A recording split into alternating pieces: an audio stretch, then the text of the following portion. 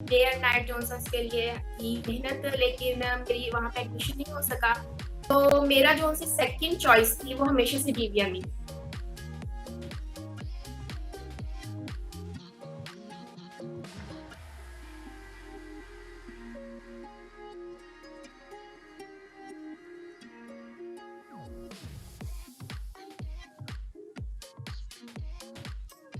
Morning everyone, you're watching Campus R की episode 16। मैं हूँ लाइबा और जैसे कि आपको पता है कि हम हर एक नई एपिसोड में एक नया स्टूडेंट लेकर आते हैं जो कि अपनी कैंपस लाइफ से रिलेटेड बहुत अच्छी अच्छी एडवाइसेस आपको देते हैं। तो इस हवाले से आज मेरे साथ है सादिया यूसुफ, जो कि यूनिवर्सिटी ऑफ एग्रीकल्चर फैसलाबाद से डॉक्टर ऑफ वेटनरी मेडिसिन कर रही हैं।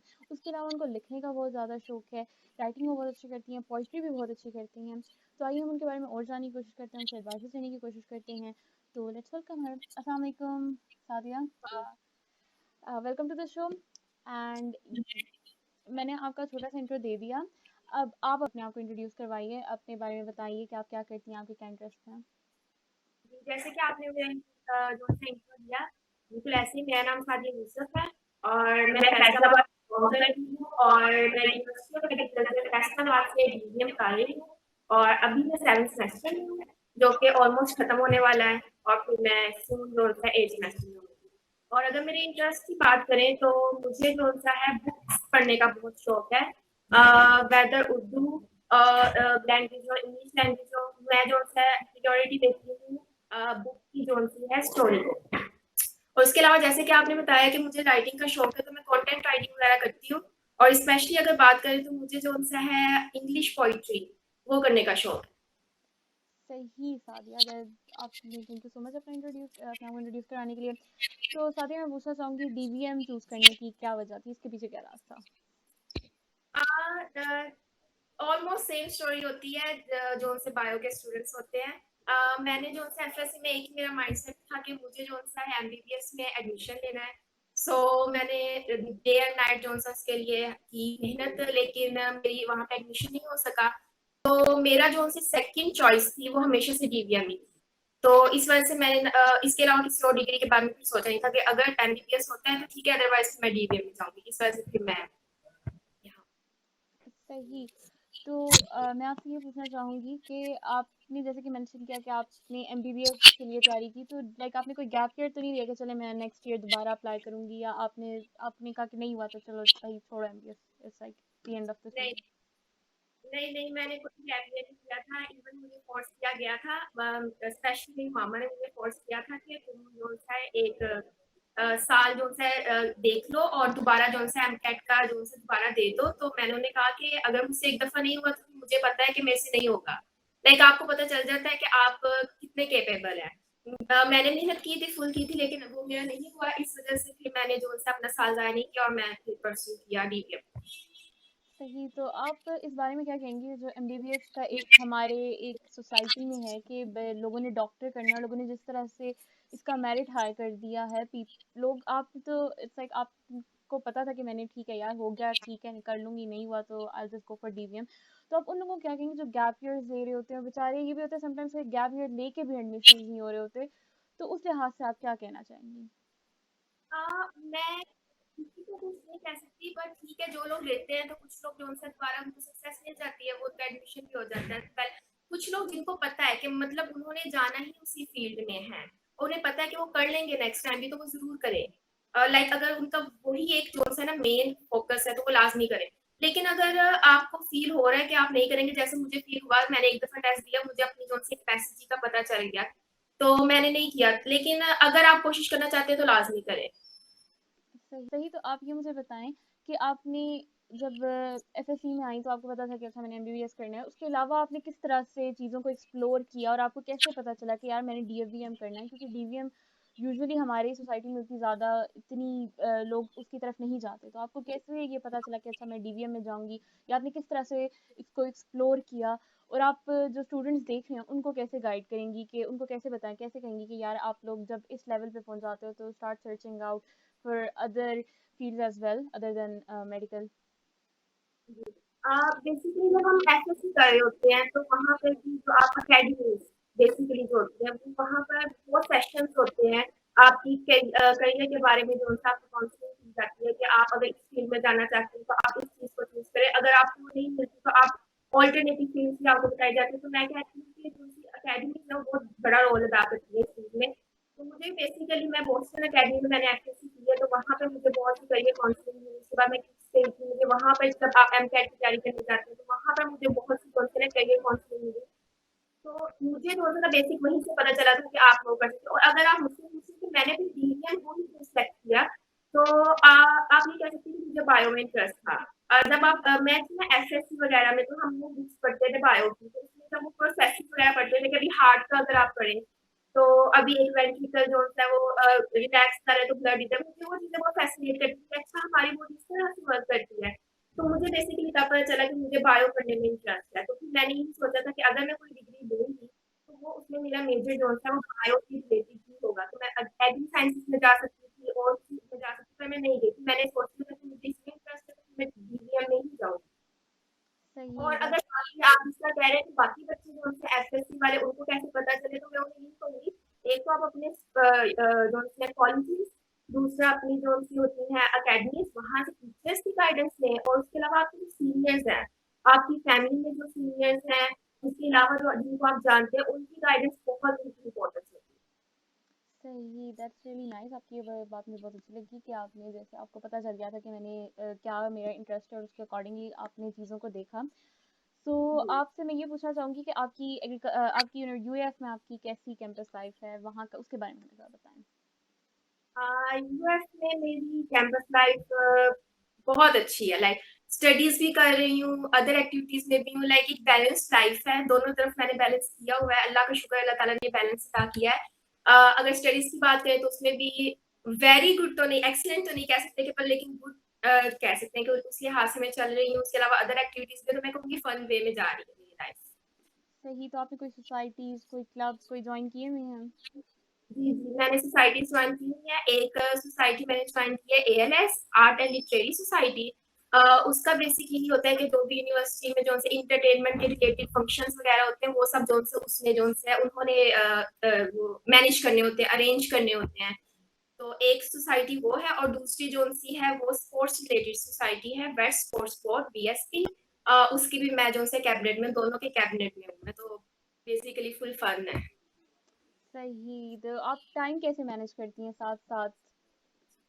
हाँ, टाइम का अगर देखा जाए तो पहले बहुत डिफिकल्टी थी जब हमने न्यू न्यू सोसाइटीज ज्वाइन की थी, तो जैसे हम एफएससी से आते हैं तो हम बहुत पढ़ाकू बच्चे होते हैं, like day and night studies studies and सिर्फ स्टडीज। तो उस वक्त मुझे बहुत हुई थी कि मतलब अब मैं सोसाइटी को भी टाइम देना, कभी कभी हमें जो सा है यूनिवर्सिटीज में शाम तक बैठना पड़ता था अगले फंक्शन के अरेंजमेंट्स करने के लिए। तो उस वक्त बहुत होता था, कभी कभी पेपर से 4 दिन पहले भी हमें बैठना पड़ता था। तो उस वक़्त बहुत हुई थी, लेकिन फिर आहिस्ता-आहिस्ता मुझे लगता है आप मैनेज करना सीख जाते हैं। लाइक आपको पता चल जाता है कि आपने अपना कौन-सा टाइम स्टडीज़ को देना है और कौन-सा उधर देना है। शुरू में प्रॉब्लम हुई थी, लेकिन अब अल्हम्दुलिल्लाह सही से चल रहा है। सही, तो आपके टीचर्स वगैरह आपके प्रोफेसर्स वगैरह आपका कोर्स करिकुलम कैसे है? टीचर कोर्स करिकुलम की अगर हम बात करें तो लाइक वो भी सही तरीके से जा रहा है, मतलब सब well and good and check and balance है। सही, तो आप अभी कंटेंट राइटिंग के लिहाज से भी कुछ कर रही हैं? जी। मैं अभी भी एक मैंने एक और सोसाइटी अभी अभी ये जब लॉकडाउन वगैरह हुआ है तो इंसान काफी फारिग हो जाता है, तो मैंने भी सोचा कि अपनी कंटेंट राइटिंग को मजीद थोड़ा सा सीखा जाए, क्योंकि किसी भी फील्ड में आप हो, आप प्रॉपर जो है कंप्लीट आपको नॉलेज नहीं होती किसी भी चीज की। तो मैंने जो उनसे सोचा कि मैं भी थोड़ा सा मजीद इसके बारे में इंफॉर्मेशन लेती हूँ, तो सीखती हूँ। तो मैंने एक फॉल्कन एसोसिएशन पाकिस्तान के नाम से एक सोसाइटी और एसोसिएशन कह सकते हैं आप, वो है, मैं वहाँ पे जो से दोबारा से अपनी लर्निंग स्टार्ट की है कंटेंट राइटिंग के लिहाज से। सही, दैट्स रियली गुड। तो आप कोई वैसे आपने कोई लिखी हुई इंग्लिश पोएट्री वगैरह या कोई काम स्टार्ट किया है थोड़ा बहुत या रफ वगैरह, या अभी नहीं? जी, जी, मैंने ना बेसिकली अगर इंग्लिश पोएट्री की बात करें ना, मैं लिख के ना मेरी डायरी होती है, हर बंदे के पास एक डायरी होती है उसकी मोबाइल में, तो मैं ना लिख के रखती रहती थी। मैंने कभी तो उससे शेयर नहीं किया था, लेकिन जब ये लॉकडाउन वगैरह हुआ ना, तो मैंने इसको अपने सोशल मीडिया पे शेयर किया। तो जब मैंने उसको शेयर किया ना, मुझे काफ़ी अच्छा रिस्पॉन्स मिला, मतलब अपने फ्रेंड्स, फैमिली सबकी तरफ से बहुत अच्छा रिस्पॉन्स मिला। तो मुझे लगा कि नहीं, मुझे और लिखना चाहिए और शेयर करना चाहिए, तो फिर मैंने किया था शेयर। तो अभी आपके पास कोई है हमारे साथ शेयर करने के लिए? Wait a minute. एक मुझे जो बहुत पसंद है, मैंने लिखी थी एक सोशल इश्यू के बारे में, व्हिच इज़ सोशल बुलिंग। जो कि आजकल बहुत प्रिवेल कर रहा है। मैं आपको वो सुना सकती हूँ अभी। ओके, ओके सुनाएं। It feels unworthy when you call my names. Does being reckless increases your fame? Allah says in Quran that we all are same. So why you try to become wild and insane?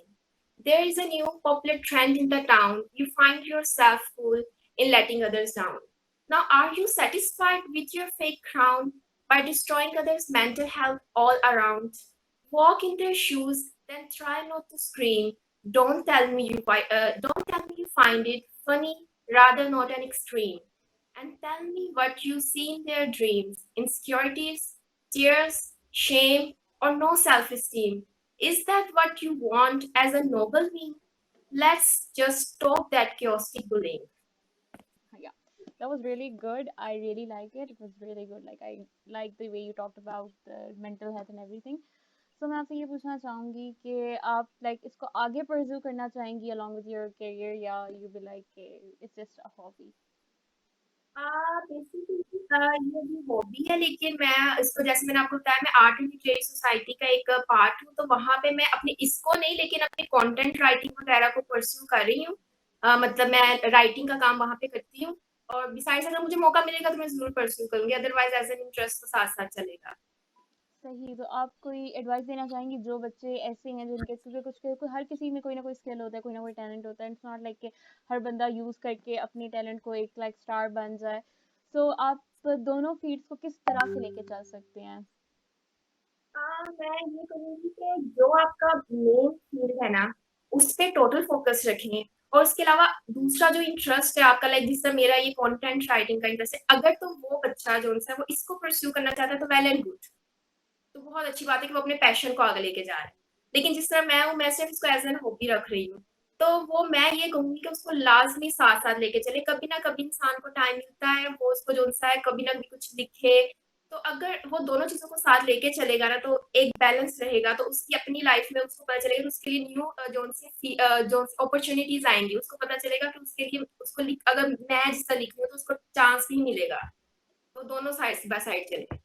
Okay, तो मैं आपसे पूछना चाहूंगी कि जिस तरह आपने MBBS का 5 साल का कोर्स होता है, देन हाउस जॉब होती है, उसके बाद आप लोगों की स्पेशलाइजेशन, डीवीएम का किस तरह का पूरा एक टाइमलाइन आप लोग की चल रही होती है, वो जरा आप हमें बताएं। हाँ, डीवीएम की अगर अब आप बात करें ना, तो बेसिक तो ये 5 इयर्स डिग्री है डीवीएम की। उसके बाद जो सा आप पे डिपेंड करता है, आप एमफिल करना चाहते हैं, या आप किसी कंपनी की तरफ जाना चाहते हैं, जॉब करना चाहते हैं, या आप अपना क्लिनिक खोलना चाहते हैं, रिसर्च की तरफ जाना चाहते हैं। मतलब ये नहीं होता कि एक डेफिनेट जो सा पाथ है आपने उसी में चलना है।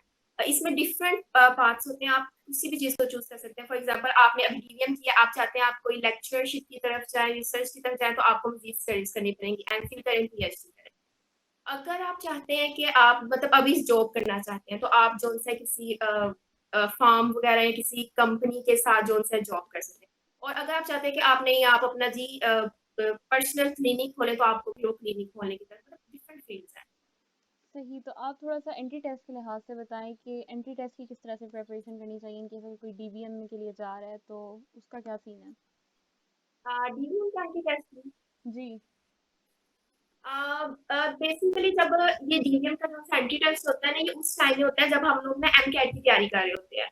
तो जब हम एम कैट की तैयारी कर रहे होते हैं, वो ऑलमोस्ट उस वक्त होते हैं जब हमारी फुल बुक टेस्ट और ये होता है, तो उस वक्त हमारी ऑलमोस्ट तैयारी हुई होती है। तो इसके लिए कोई स्पेशल तैयारी की जरूरत नहीं, जो आप कर रहे होते हैं ना एम कैट की तैयारी, उसी में ये कवर हो जाती है। ओके, तो is there any other specific test for DVM as well?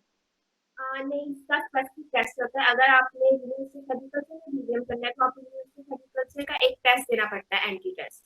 तो अगर 3 टेस्ट होते हैं हमारे यहाँ पर, अगर उसमें से आपने अगर एक टेस्ट में आपको लगता है कि आपके सेटिस्फैक्ट्री मार्क्स आ गए हैं, परसेंटेज आ गई है, तो आप फिर 2 टेस्ट ना दें। लेकिन अगर आपको लगता है आपके सेटिस्फैक्ट्री मार्क्स नहीं आए हैं, तो फिर आपके लिए दो मजीद ऑप्शन, दो मजीद चांस हैं, आप दोबारा टेस्ट दे सकते हैं। लेकिन इस यूनिवर्सिटी के लिए आपको इसी का टेस्ट देना पड़ेगा। ओके, सो आपको ये जाने से पहले कोई एडवाइस देना चाहेंगे हमारे व्यूअर्स को?